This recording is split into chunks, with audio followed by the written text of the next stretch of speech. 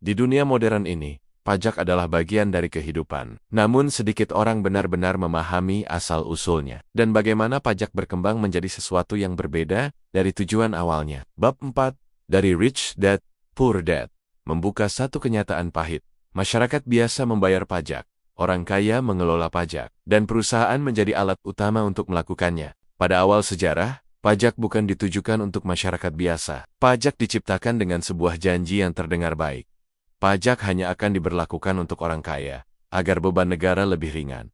Rakyat menyetujui ide itu, karena terdengar adil. Orang kaya memiliki uang lebih banyak, jadi mereka yang seharusnya membantu negara. Namun waktu berjalan, dan kenyataan berubah. Pajak tidak lagi dibebankan hanya kepada orang kaya. Sekarang masyarakat biasa justru yang menanggung sebagian besar beban pajak. Mengapa bisa begitu? Karena orang kaya tidak hanya mengandalkan penghasilan. Mereka mengandalkan peraturan. Ayah kaya berkata, orang biasa bekerja keras untuk mendapatkan uang. Orang kaya bekerja keras untuk memahami aturan permainan. Dan salah satu aturan terpenting dalam permainan uang adalah ini. Perusahaan atau korporasi memiliki kekuatan yang tidak dimiliki oleh pekerja biasa. Kebanyakan orang menghasilkan uang, lalu membayar pajak, lalu bertahan hidup dengan sisanya. Orang kaya menghasilkan uang, lalu membiarkan perusahaan mereka membayar kebutuhan, dan baru membayar pajak dari apa yang tersisa. Urutannya berbeda, dan perbedaan kecil itu menghasilkan hasil yang sangat besar. Sebuah perusahaan bukan hanya tempat berbisnis. Perusahaan adalah tameng.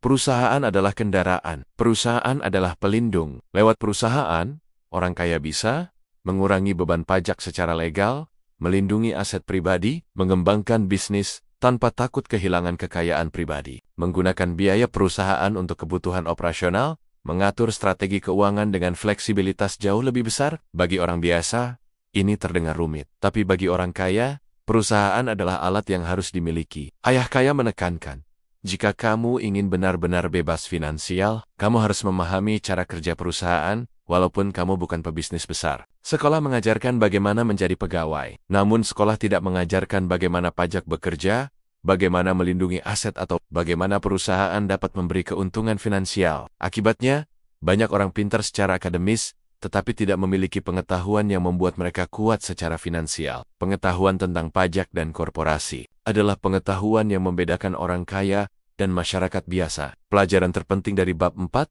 adalah ini.